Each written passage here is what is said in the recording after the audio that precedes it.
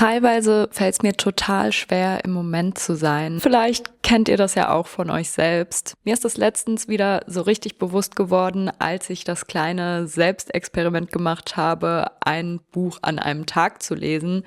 Ich habe das zwar hinbekommen, aber ich habe auch gemerkt, so richtig mit dem Kopf war ich eigentlich nicht dabei.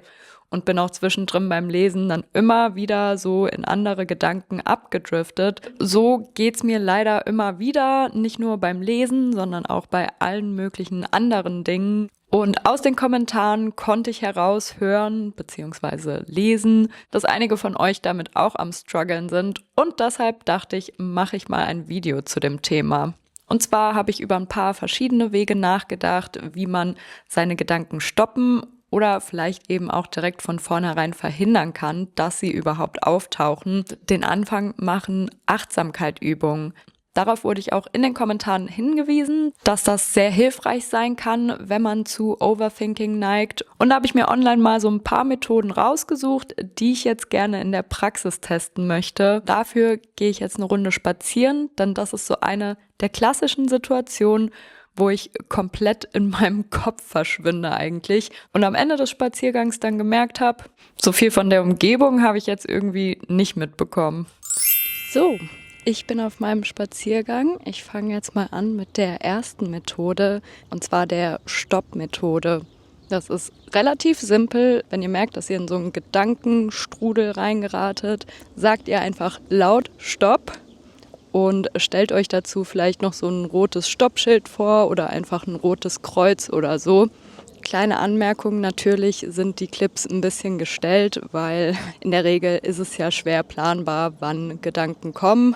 Aber ich habe die Methoden auch schon quasi in echten Situationen ausprobiert. Was heißt, das Fazit, das ich daraus ziehe, ist dann auch echt.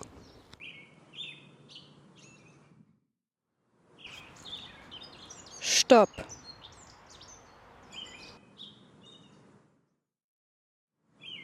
Die zweite Methode ist relativ ähnlich vom Prinzip.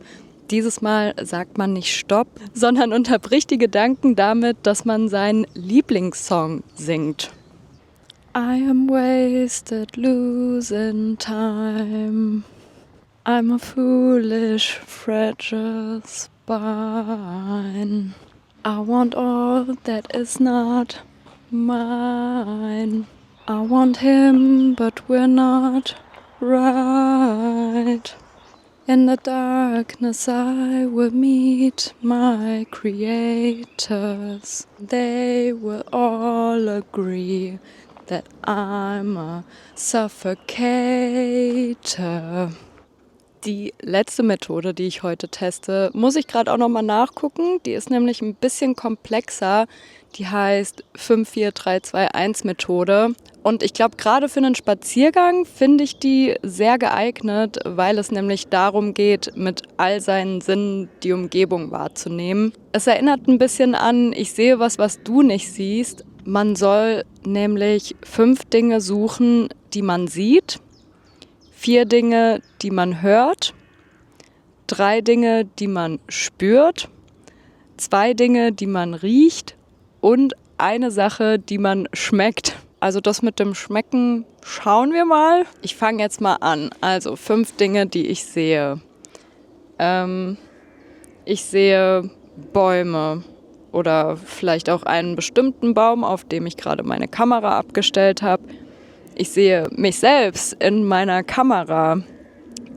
Ich sehe einen umgestürzten Baumstamm. Ich sehe wie nennt man das?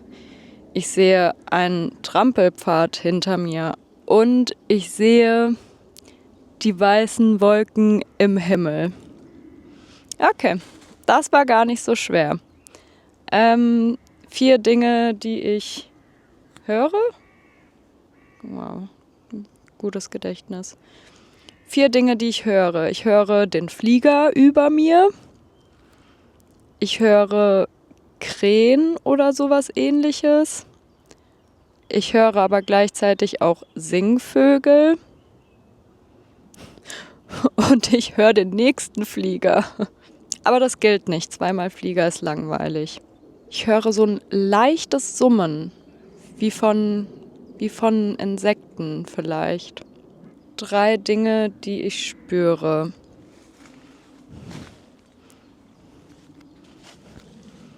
Ich spüre hier das trockene Moos auf diesem Baumstamm. Ich spüre die trockene Rinde an diesem Baum. Und ich spüre das weiche Blatt. Easy. Okay, jetzt brauche ich noch 2 Sachen, die ich rieche. Ich rieche so einen leicht erdigen Geruch. Oh, jetzt höre ich auch noch einen Zug.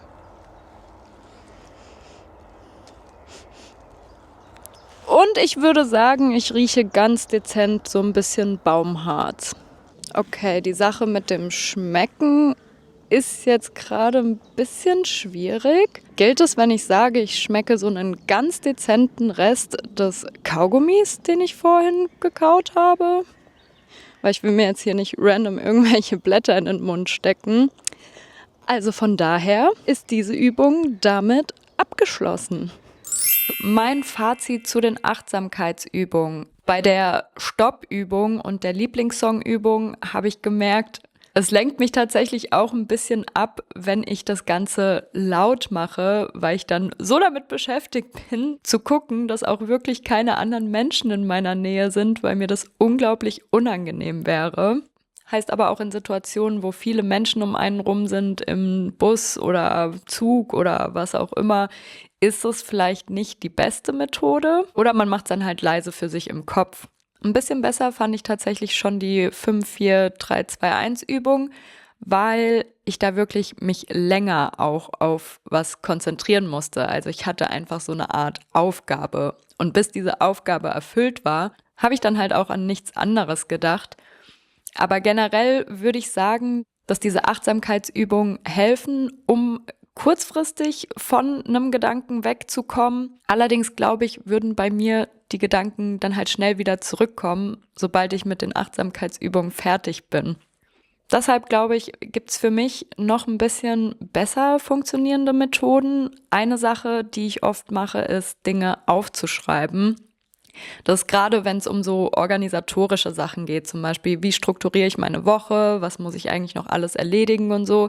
Und das geistert so lange in meinem Kopf rum, bis ich es einfach einmal aufgeschrieben habe als Wochenplan oder To-Do-Liste oder ähnliches. Und danach ist dann tatsächlich auch wieder ein bisschen mehr Ruhe im Kopf. Wenn es um, ich sag mal, emotionalere Themen geht, da habe ich eine Zeit lang wirklich sehr exzessiv Tagebuch geschrieben. Hab aber gemerkt, dass mir da auch das Aufschreiben trotzdem nicht so ganz hilft, den Gedanken dann loszulassen. Weshalb ich da mittlerweile versuche, mir gezielt bestimmte Fragen zu stellen. Das habe ich so ein bisschen mitgenommen aus einem Selbstliebe-Retreat, das ich vor ein paar Jahren mal in Berlin gemacht habe. Die haben da nach so einer bestimmten Methode gearbeitet, sage ich mal. Und immer wenn du ein Problem hattest oder etwas, das dich belastet, dann hast du das mit bestimmten Fragen bearbeitet.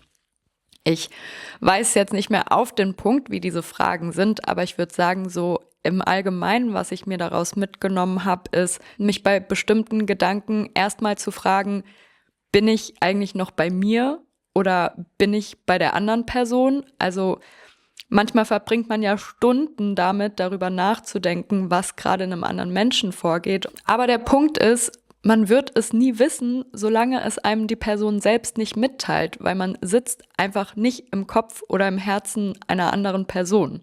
Der andere Punkt ist, wenn ich eine Annahme habe, zum Beispiel XY findet mich doof, dann kann ich erstmal fragen, kann ich wirklich zu 100% wissen, dass das wahr ist? Und zumindest wenn mir diese Person das nicht gesagt hat, dann kann ich es eben auch nicht wissen. Die letzte Frage, die kann man natürlich auch auf bestimmte Situationen und jetzt nicht nur auf Menschen anwenden. Zum Beispiel, ich werde niemals erfolgreich als Content Creator werden. Ja, manchmal habe ich die Momente, wo ich das denke, aber kann ich das zu 100% wissen? Nein.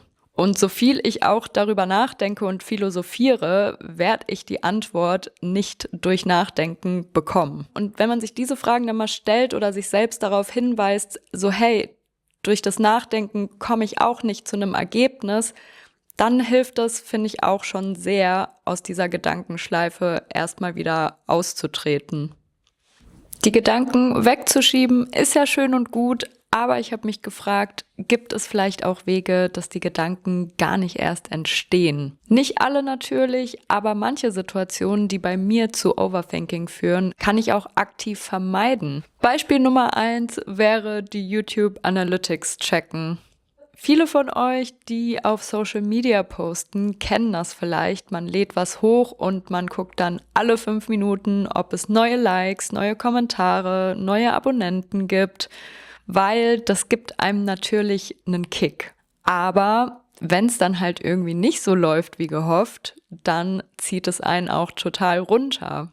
Und wenn ich dann merke, dass ein Video, von dem ich vielleicht sogar auch dachte, dass es richtig gut laufen wird, nicht so läuft, wie erhofft, dann geht auch da das Gedankenkarussell los. Ich will damit nicht sagen, dass man gar nicht seine Analytics checken und irgendwie gucken sollte, was funktioniert, was nicht, was kann man gegebenenfalls verbessern.